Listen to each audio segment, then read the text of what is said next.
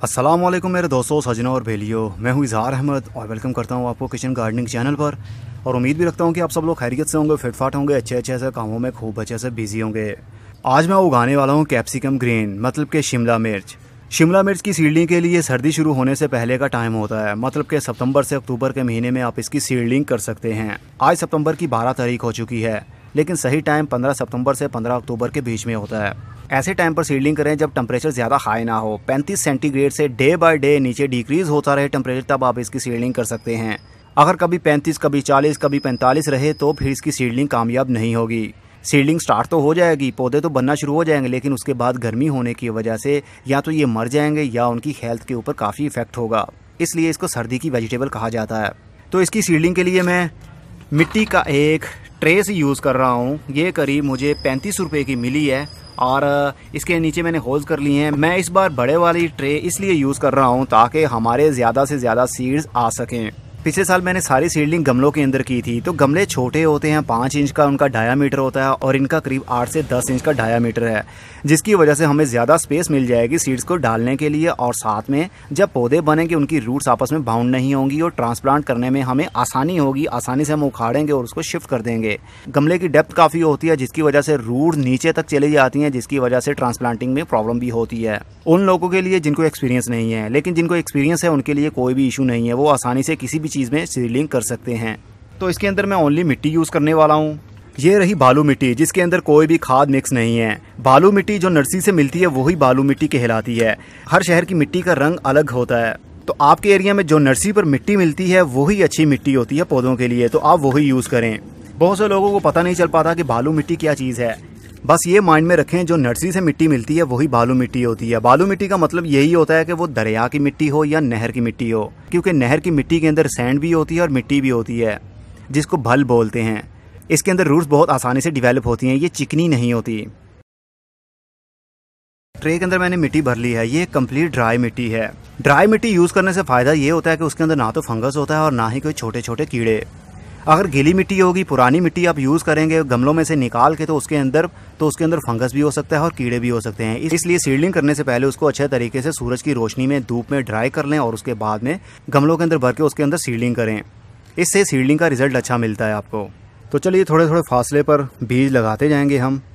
इस बार मैं cocopeat use नहीं करने वाला हूँ, मैं सिर्फ यूज़ करूँगा मिट्टी, क्योंकि हर किसी के पास कोकोपीट, पीट मोस इस तरह की चीज़ें नहीं होती। अब मैं इनको इसी तरह मिट्टी के अंदर दबा दूंगा, लेकिन थोड़ा थोड़ा दबाना है, ज़्यादा इसको कवर नहीं करना। मिट्टी का बोझ काफ़ी होता है, मतलब उसका वेट काफ़ी होता है। अगर हम इसका ज़्यादा वेट बीज के ऊपर डाल देंगे तो बीज की जर्मिनेशन शुरू नहीं हो पाएगी और वो अंदर पड़ा पड़ा गल जाएगा। इसलिए कहा जाता है कोकोपीट या पीट मोस यूज़ की जाए, ताकि आपको अच्छा रिजल्ट मिल सके, क्योंकि उसका इतना वेट नहीं होता जितना मिट्टी का है। लेकिन जो एक्सपर्ट होंगे उनके लिए मिट्टी के अंदर करना भी आसान है और कोकोपीट के अंदर भी।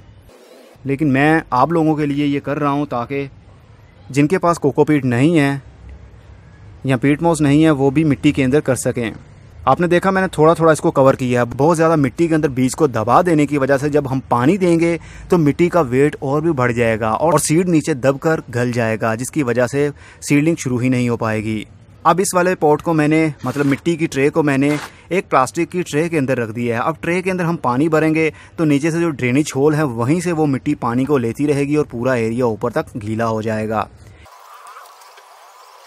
ऊपर से पानी देने पर ख़तरा भी होता है कि पानी का थ्रो होने की वजह से सीड अपनी जगह से हिल ना जाए या मिट्टी से बाहर ना निकल आए, इसलिए ट्रे वाला मेथड सबसे सेफ रहता है। अब हम इसको रखेंगे शेडी एरिया में, क्योंकि अगर इसको हम धूप में रख देते हैं तो हमारा हर टाइम फोकस नहीं रहता इन चीज़ों पर। माली लोगों का तो काम होता है सारा दिन गार्डनिंग ही करते रहना और फोकस रखते रहना कौन सी मिट्टी खुश्क हो रही है, कौन सी गीली, इसलिए वो पानी दे सकते हैं। लेकिन हम सिर्फ गार्डनिंग नहीं करते, हमारे पास और भी काफ़ी करने को काम होते हैं।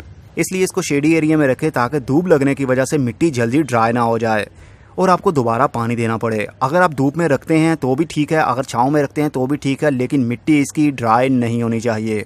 एक मरतबा भी इसकी कंप्लीट मिट्टी ड्राई हो गई तो सीड की जर्मिनेशन में प्रॉब्लम आ जाएगी। इसलिए मिट्टी को हर वक्त हल्का हल्का सा गीला होना चाहिए ताकि सीड की जर्मिनेशन आसानी से शुरू हो सके। आज सितंबर की 12 तारीख हो चुकी है और देखेंगे सीड की जर्मिनेशन कितने दिनों में शुरू होती है, तो आप मेरे साथ रहें। 22 दिन बाद शिमला मिर्च के पौधे की ग्रोथ अब अच्छी बढ़ चुकी है, मतलब उनके बीजों में से जो पौधे बनने थे वो बन गए हैं और अब वो बड़े हो रहे हैं। जैसे ही बीज में से पत्ते निकले और आहिस्ता आहिस्ता मैंने उनको फुल धूप में रख दिया। क्योंकि जब बीज से पौधा बनता है और ग्रीन पत्ते निकलते हैं तो उसको धूप की हीट की ज़रूरत होती है, क्योंकि धूप में वो बनाते हैं खुराक को, जिसको फोटोसिंथेसिस कहते हैं। अगर फोटोसिंथेसिस का अमल जारी ना हो पाए तो पौधे काफ़ी टॉल हो जाते हैं, लंबे हो जाते हैं, और उसका रिज़ल्ट ये होता है कि वो एक साइड पर झुक जाते हैं और बाद में मर जाते हैं। इसलिए जैसे ही बीज की जर्मिनेशन शुरू हो, पत्ते ग्रोथ में आए, तो उसको आहिस्ता आहिस्ता फुल धूप में रख दें। आहिस्ता आहिस्ता से मतलब ये कि जैसे ही 2 पत्ते बीज में से निकल आएँ तो उसको धूप में रख दें, ताकि वो अपनी खुराक धूप से बना पाएँ। इस वजह से पत्तों की ग्रोथ भी अच्छी होगी और पौधे एकदम से नीचे नहीं गिरेंगे।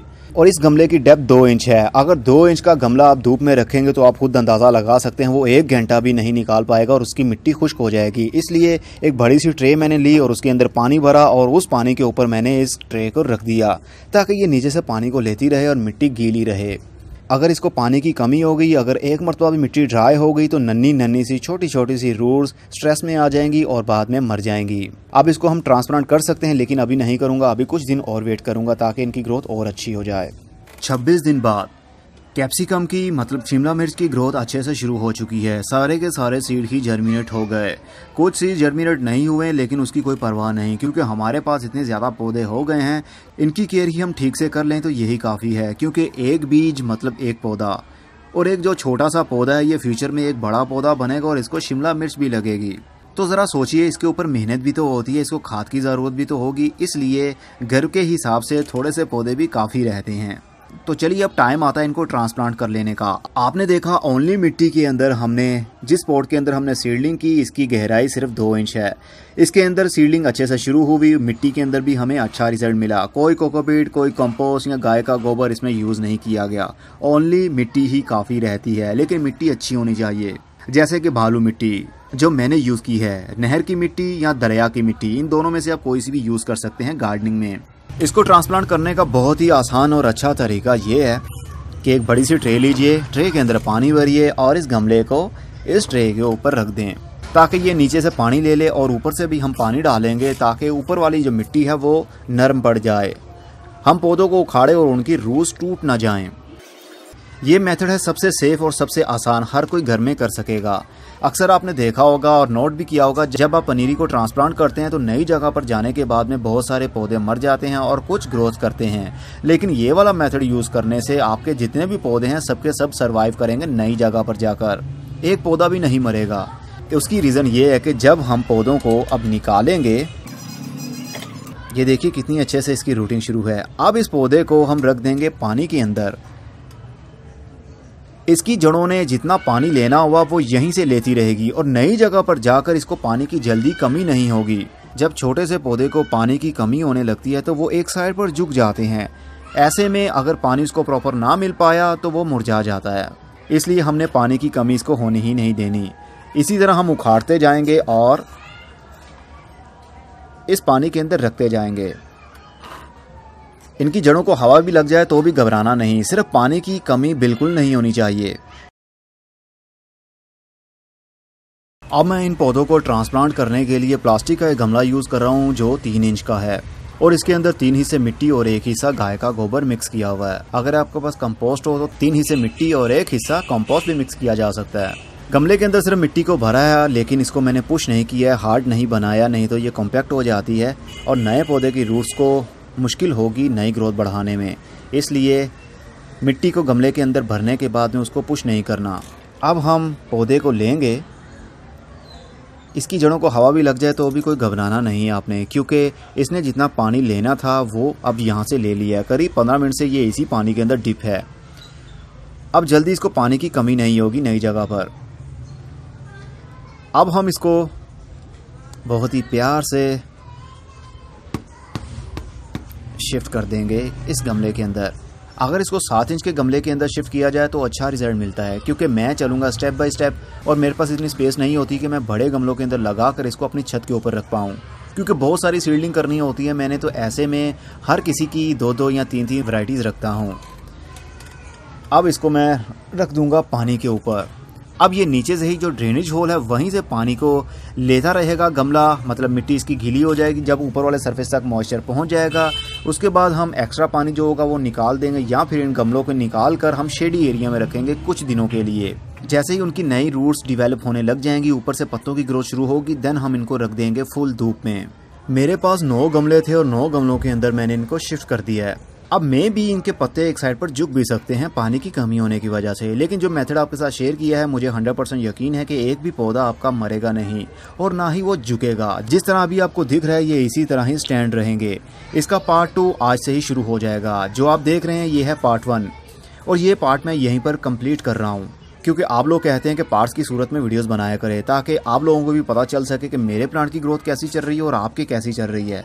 तो इसकी सीडलिंग अभी 15 अक्टूबर तक कर सकते हैं। अगर चाहें तो अक्टूबर के एंड तक भी इसकी सीडलिंग की जा सकती है, घबराना नहीं आपने। बस जब सर्दी ज़्यादा बढ़ने लगती है तो सीड की जर्मिनेशन में कमी आती है, मतलब उसका सीड जर्मिनेट होता है काफ़ी लेट, क्योंकि ठंडक की वजह से नाइट्रोजन कम पड़ जाती है, ऑक्सीजन ज़्यादा बढ़ने लगती है, ठंडक ज़्यादा बढ़ने लगती है, जिसकी वजह से सीड जल्दी गल नहीं पाता और उसके अंदर से स्प्राउट नहीं निकल पाता। इसलिए थोड़ा सा वेट करना पड़ता है, लेकिन आप अक्टूबर के एंड तक सीडलिंग कर सकते हैं। इस वीडियो में अभी तक यही हमने सीखा और आने वाले पार्ट्स में हम सीखेंगे इसको हमने कौन कौन सी खाद दी, कौन कौन सा पेस्टिसाइड स्प्रे यूज़ किया। अब मिलेंगे पार्ट 2 में, तब तक के लिए खुदा हाफिज़, good bye, see you and tata और अपना बहुत सा ख्याल रखिएगा।